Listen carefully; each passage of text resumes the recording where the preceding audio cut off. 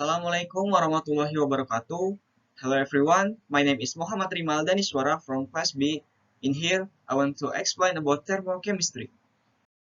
Before I explain about thermochemistry, I want to explain about part of thermochemistry. Number one, the flow of energy. What is flow of energy?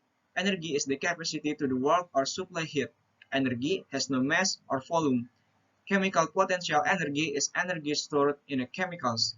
The kinds of atoms and the arrangement of the atom in a substance determine the amount of energy stored in the substance. Number two, heat. What is heat? Heat is a form of energy that always flows from a warmer object to a cooler object. That means heat is something that flows and the direction of its flow is always towards the part where the temperature is lower. Heat is represented by Q. Now, I will explain about thermochemistry. What is thermochemistry?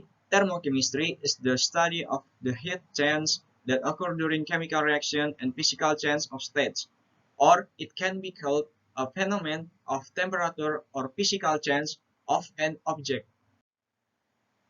And the law of conservation of energy states that in any chemical or physical process, energy is neither created nor destroyed, but energy can be converted into other forms and used for energy purpose.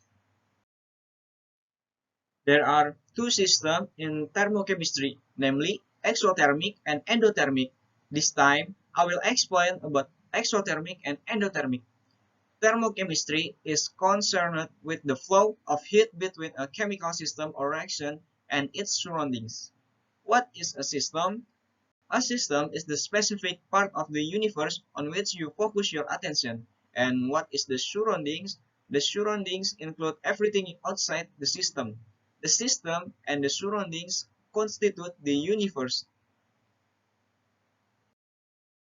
In thermochemical calculation, the direction of the heat flow is given from the point of view of the system.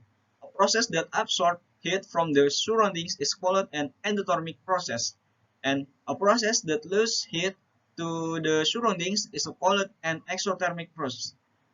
The difference between these two processes is only in absorbed heat and lost heat. Now, I will explain about heat capacity. The heat capacity of an object is the amount of heat it takes to change an object's temperature by exactly 1 degree Celsius. The greater the mass of an object, the greater the heat capacity. The heat capacity of an object also depends on its chemical composition. Now, I want to tell about specific heat. The specific heat capacity of a substance is the amount of heat it takes to raise the temperature of 1 gram of the substance 1 degree Celsius. Specific heat is represented by Celsius. The units of specific heat are joule per gram degree Celsius. Water has a higher specific heat than most substances. Okay, that's my explanation of thermochemistry. Hopefully it can add to your knowledge. Thank you for attention. Wassalamualaikum warahmatullahi wabarakatuh.